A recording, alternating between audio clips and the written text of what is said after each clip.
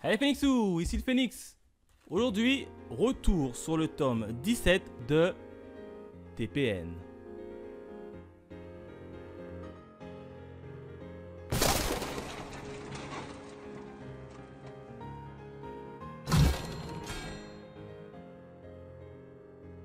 Comme d'habitude, on démarre avec la présentation de la jaquette. Jaquette qui est plutôt belle, hein, puisqu'on peut voir qui on peut voir. Norman accompagné de sa garde rapprochée, hein, du Vincent, du Barbara, du Zazie et du Cislo, hein, si je me souviens bien des noms. Hein. Plutôt cool cette petite jaquette. Et quand on tombe la petite couverture, hop, là tu les vois, ils sont des guerriers, etc. Très déterminés avec des armes.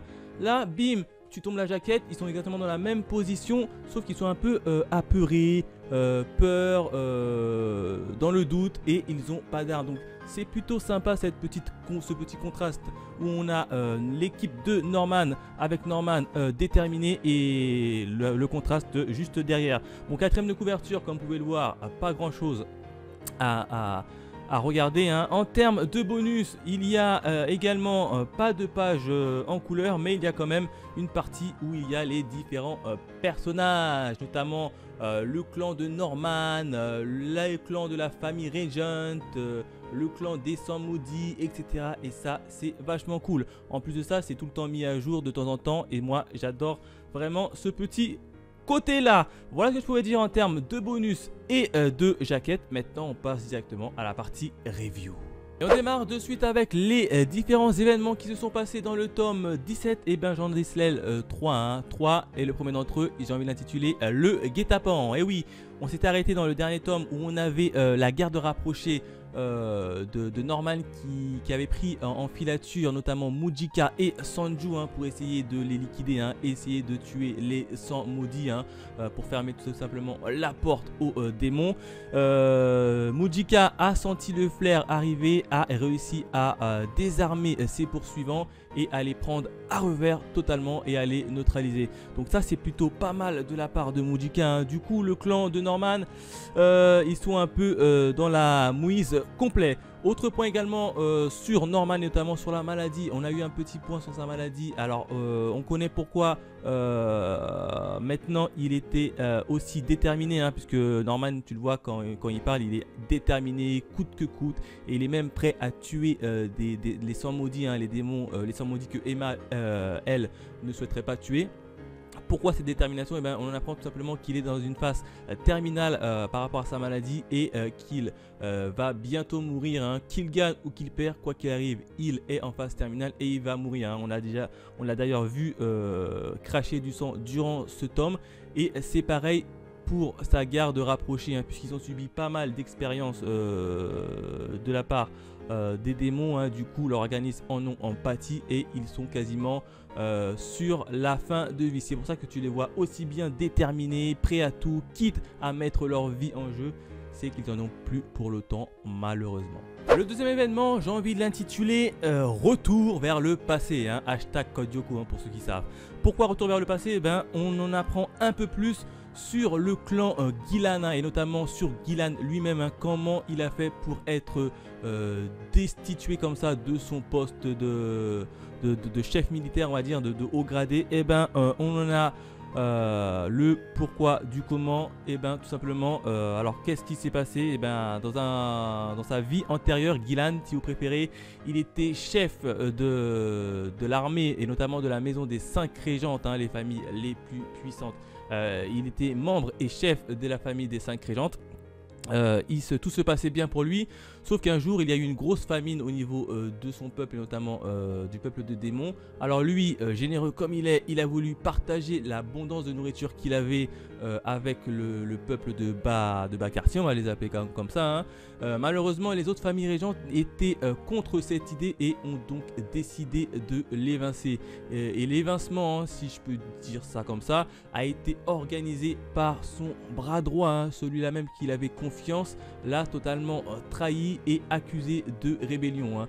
Du coup, il a été arrêté et il a été destitué de son poste et banni à la dégénérescence, hein, j'ai réussi à le dire. Donc voilà comment ça s'est fait pour le clan Gillan et notamment pour Gillan lui-même, hein. Toute la partie de sa déchéance nous a été racontée dans ce tome et ça c'est vachement cool. Enfin, le troisième événement, j'ai envie de l'intituler l'expédition punitive. Et oui, punitive parce que ça y est, c'est enfin déclaré, hein. La guerre a enfin commencé, hein, emmenée par Norman. Ils se sont introduits notamment dans le château où il y a les 5 familles Regent et la reine et ont commencé à se battre, hein. Alors le clan Gillan était parti en avance un peu pour stopper notamment les 5 familles Regent. Le clan Gillan arrive dans une grande salle où se trouve la reine et les 5 familles régentes. Le combat démarre avec le clan Gillan, hein, et notamment Gillan qui n'était pas chef pour rien du tout, hein, puisqu'il était quand même assez puissant, hein, et il réussit quand même à éliminer la plupart des chefs des 5 familles régentes, hein. Du coup le clan Gillan et le clan et les 5 familles régentes plus la reine s'électrochoc, on va dire ça comme ça, se stop si vous préférez entre eux, hein. La reine, elle voit ça, elle est un peu dépitée de voir les 5 familles régentes se faire aussi lamentablement dominées par le clan Gillan. Elle se lève et puis elle liquide Gillan assez facilement, hein. Donc tu peux voir toute la puissance de la reine, hein, qui est assez imposante. Et puis là s'ensuit directement l'arrivée du clan et la garde rapprochée de Norman avec Norman et qui commence à combattre la reine avec un petit combat stratégique plutôt intéressant. Et là ils réussissent à avoir la reine au moyen d'un petit poison, hein, puisqu'ils avaient tiré auparavant quelques flèches, des balles, etc. en direction de la reine qui avait fait mouche, hein, qui les avait touchés. Et puis on avait vu comme quoi la reine avait commencé à perdre ses pouvoirs et notamment régresser, hein. En fait le poison permet aux démons qui sont touchés en fait de régresser et devenir un état primitif.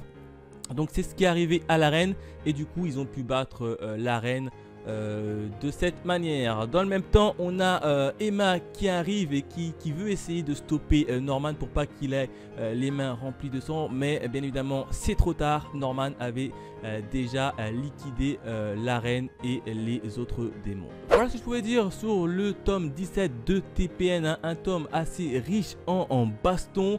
Ça y est, la guerre a été déclarée et est maintenant terminée a priori, hein. Puisque la reine est décédée. Alors maintenant j'ai très envie de voir comment Emma va réagir à tout ça. Si je devais mettre une note sur 5 étoiles, j'aurais mis la note de 4 étoiles sur 5. Voilà, n'hésitez pas à me dire dans les commentaires quels ont été votre avis, quel a été votre avis pour vous sur ce tome, hein. Quant à nous on se retrouve très vite pour de nouvelles aventures. Allez, bye mes Phoenixous.